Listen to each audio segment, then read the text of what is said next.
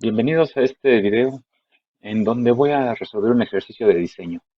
Este ejercicio es el 611 del libro de Microelectronics, Circuit Analysis and Design de Donald Niemann. El objetivo de este ejemplo es el siguiente.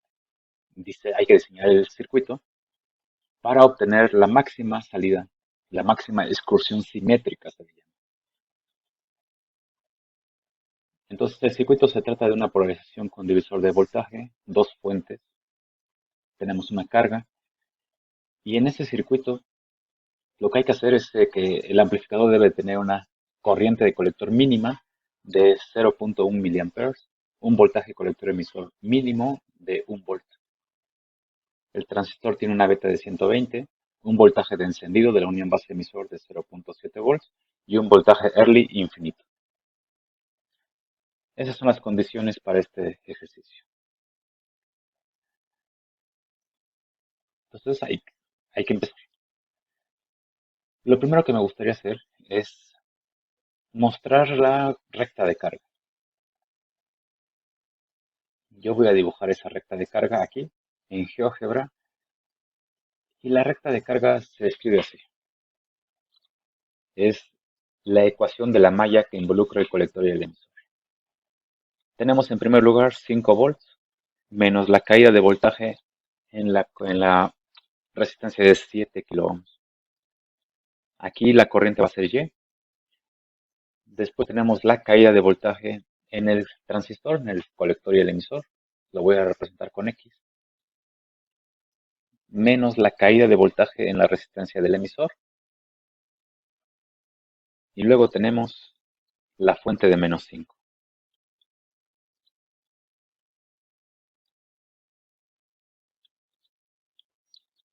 Y todo eso debe ser 0. Ahí está entonces la recta de carga.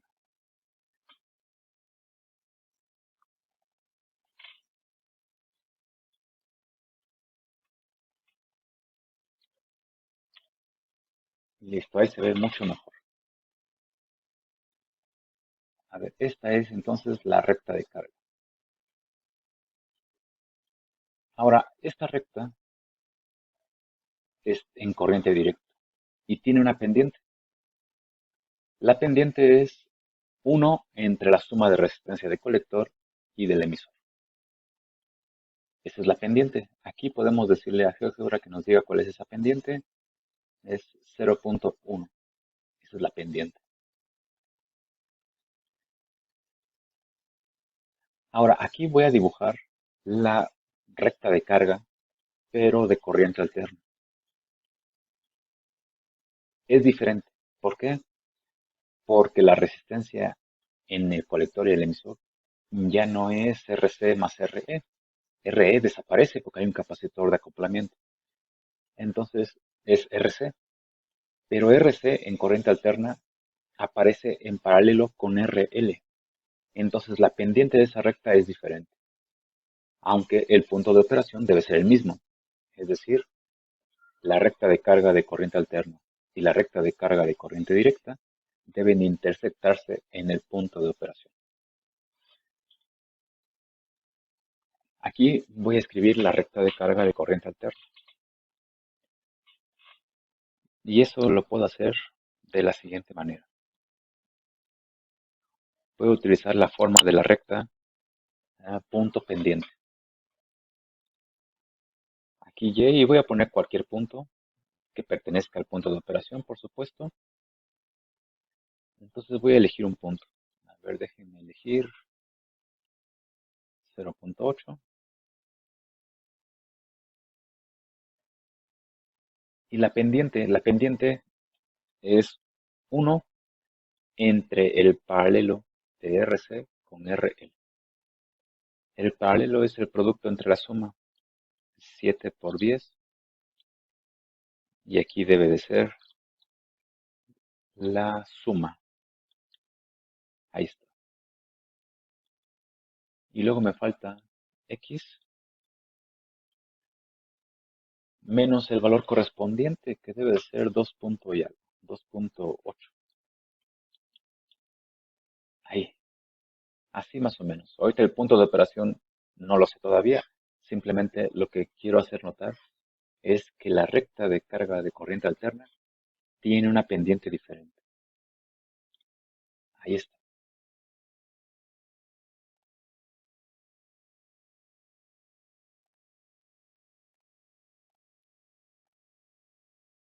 Entonces esta recta intersecta la recta de carga de corriente directa en el punto de operación. Pero vean la pendiente, es diferente evidentemente. Entonces si el punto de operación se mueve, entonces la recta en rojo, la recta de carga en corriente alterna, también se moverá. Aquí lo interesante es lo siguiente. Ahí debe estar el punto de operación en la intersección de las rectas. Pero lo interesante viene a continuación. A ver, déjenme copiar esto y lo explico en el pizarrón. Lo interesante es que esa recta nos puede ayudar a ver cómo funciona esta máxima salida, esta máxima excursión simétrica.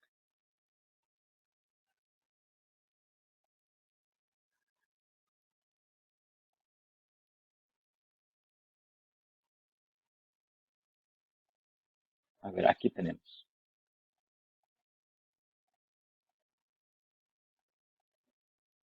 Entonces, para un punto de operación dado, aquí, este es la corriente del colector del punto de operación. Y tenemos el voltaje colector emisor.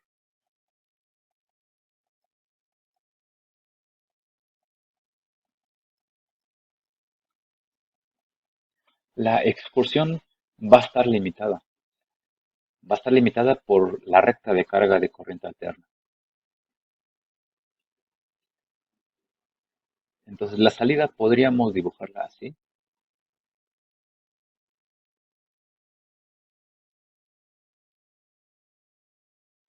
así.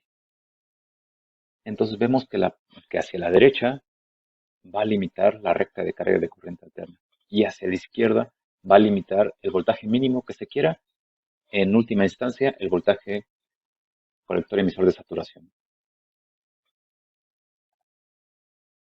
Bueno, aquí en este ejercicio tenemos un voltaje mínimo, dice que es 1 volt. Entonces aquí, este es el voltaje mínimo.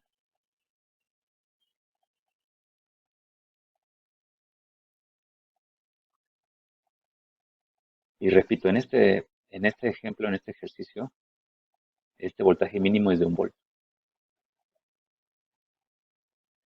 Pero bien podría ser otro. Y ahora para la corriente también hay una corriente mínima. Esa está aquí. Esta es corriente de colector mínimo y vale 0.1 miliamperes.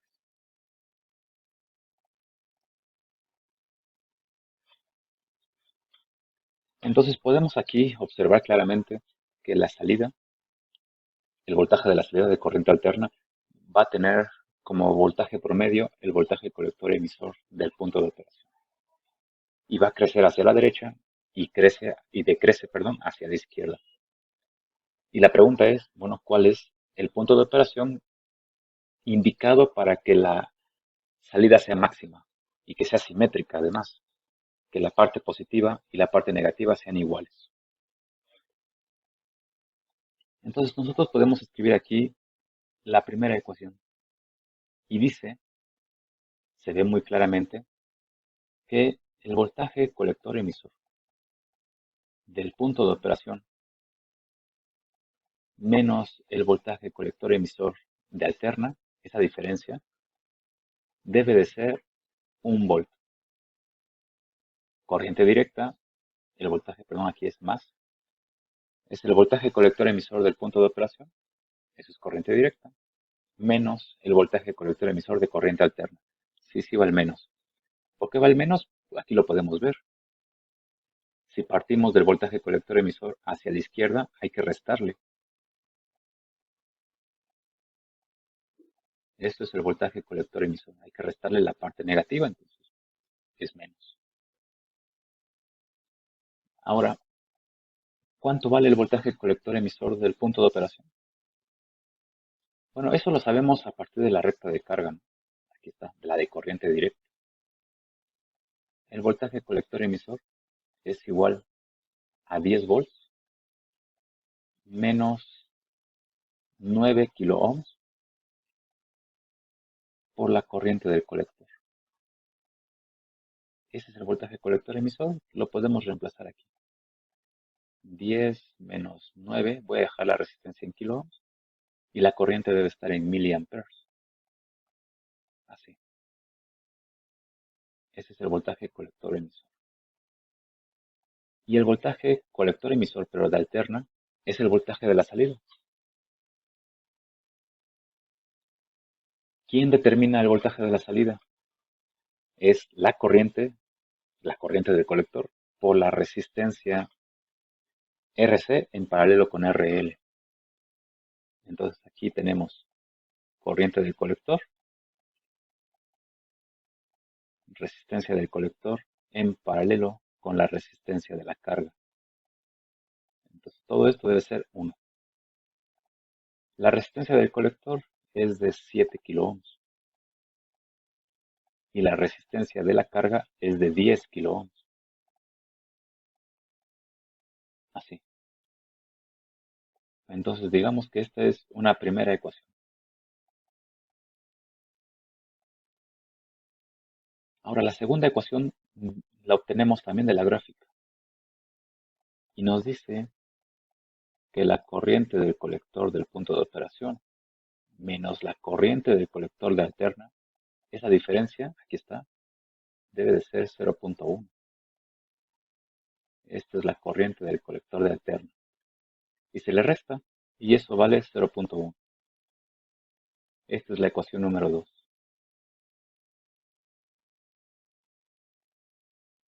Se puede resolver de forma simultánea y obtenemos el resultado. Corriente del colector. Vamos a ver cuál es ese resultado.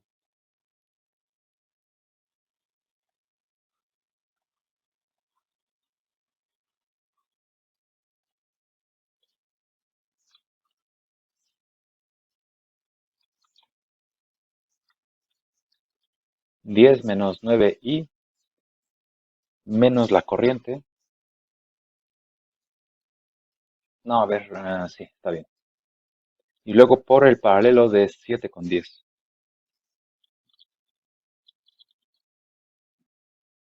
Y todo esto debe ser igual que 1. Y la ecuación número 2 dice que la corriente menos la corriente de corriente alterna debe ser 0.1.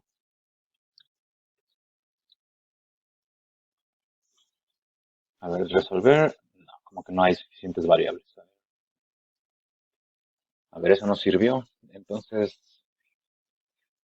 pues el viejo método. 10 menos 9 veces la corriente menos la corriente de corriente alterna. Ese es igual a la corriente menos 0.1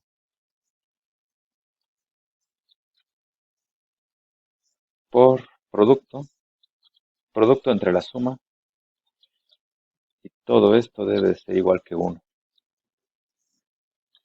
Entonces la corriente del colector debe de ser de 717.5.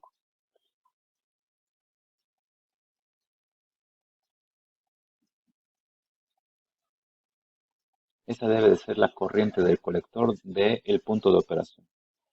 Y a través de la recta de carga podemos saber cuál es el voltaje colector emisor. Esto es 10 menos la corriente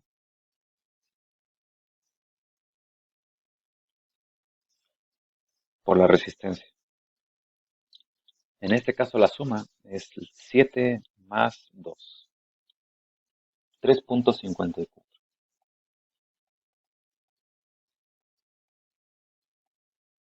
Estos son volts. Entonces ese es el punto de operación que debe de tener este dispositivo para que tenga una máxima salida en el colector, una máxima excursión simétrica se le llama. Este es el primer paso entonces, punto de operación. Ahora podemos determinar las resistencias 1 y 2. Eso lo podemos hacer aquí.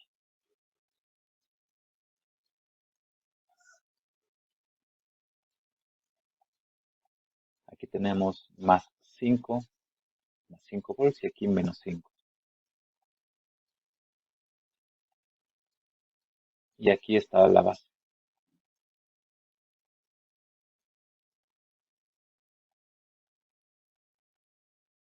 Y por aquí está la resistencia del emisor y a los menos 5. Entonces aquí lo que se conoce es que esta unión debe ser 0.7 volts.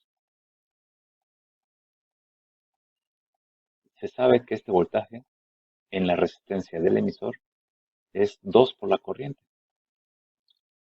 2 por la corriente. Debe ser 1.435.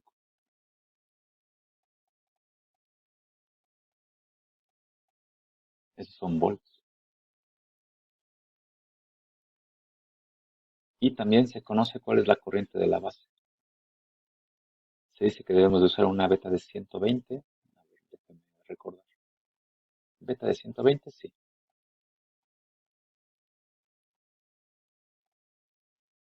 Entonces aquí tenemos la corriente, así. Entonces son 6 microamperes.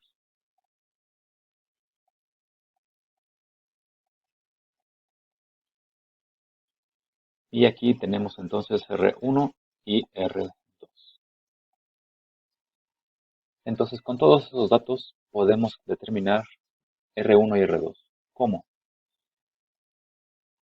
Para asegurar que esto funcione, este divisor de tensión funcione como divisor de tensión, precisamente, la corriente 1 y la corriente 2 deben de ser mayores, mucho mayores que la corriente de la base.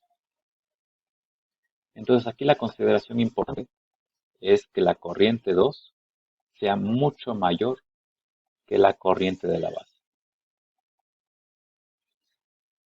¿Cuánto es mucho mayor? Mucho mayor, al menos unas 10 veces. Yo voy a poner que sean 10 veces. Entonces la corriente 2 debe de ser 10 veces la corriente de la base. 10 por 6, entonces debe de ser 60 microamperes. Entonces la corriente número 1 es la suma de las dos, entonces debe de ser 66. Y ahora podemos usar la ley de Ohm para determinar R1 y R2.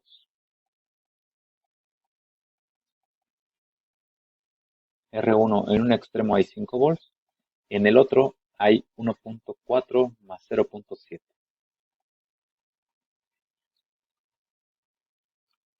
Ese valor lo tengo aquí, más 0.7.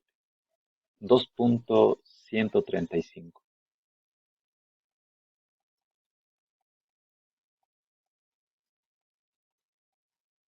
Ah, perdón, aquí me equivoqué. Me hace falta los menos 5 volts.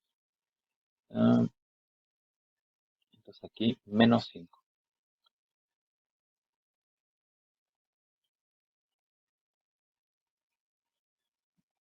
Es este menos 5. Menos 2.865.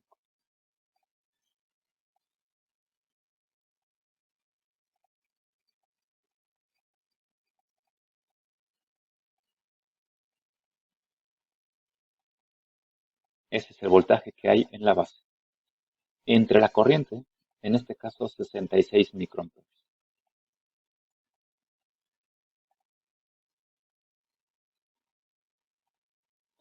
Entonces la resistencia 1 debe ser la siguiente. 65 entre 0.66, 0.70, sí. Y el resultado son kiloohms. 119.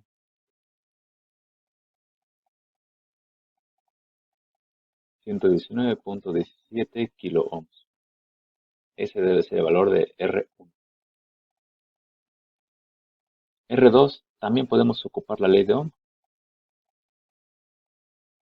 Aquí es menos 2.865 menos 5 entre 60 microamperes.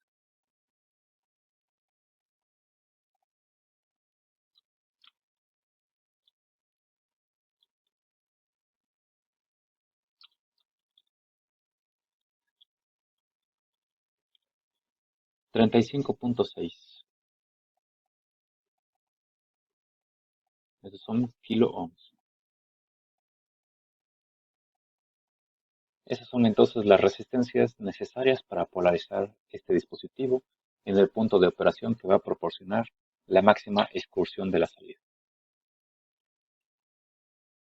Ahora, el autor tiene las respuestas. Él está resuelto este ejercicio en su libro. A ver, vamos a consultarlo. Es el ejercicio 611, debe estar por aquí.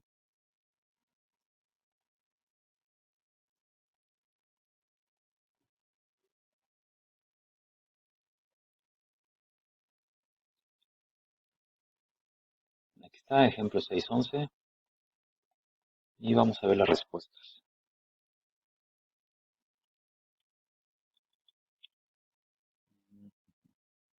Aquí está. El autor dice que aquí R1 debe ser 106 y R2 31.4. Esas son las respuestas. Eh, En los problemas de diseño generalmente sucede esto, que el diseño depende de quién esté haciendo el diseño precisamente. Mm, No hay respuestas únicas en la mayoría de los casos. Este es un ejemplo de esto. Pero lo que podemos hacer es lo siguiente, ver cuál es la relación entre R1 y R2. 106 entre 31.4. Esa relación es de 3.4 aproximadamente. La relación en, en el caso que yo resolví debería de ser más o menos la misma. No están tan mal, normalmente no están tan desviadas de lo que dice el autor. 119 entre 35. Más o menos es la misma relación. Entonces eso puede ser